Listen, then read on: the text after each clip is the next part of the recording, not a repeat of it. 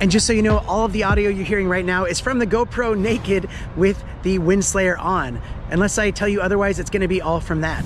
It's made of high density sponge material. It's softer, lighter, and more elastic than a regular sponge. Okay, so now we have two GoPros side by side, and you can hear the difference between the audio. So right now we have the GoPro naked without any wind reduction on, and the sound Windslayer on the other GoPro with wind reduction off. We've got the GoPro 9 with wind reduction off, and on this side we've got the Slayer, the Windslayer, wind reduction off as well.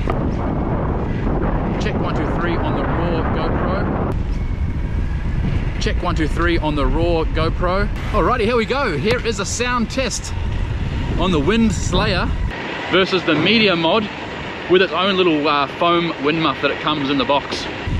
So we're actually sitting on 28 kilometers per hour right now. We're creating a little bit of wind. All right, let's do a sound check on the Windslayer. Sound check, 1, 2, 3, 1, 2, 3. Now sound check on the Media Mod. Media Mod sound check, 1, 2, 3. Check, 1, 2, 3.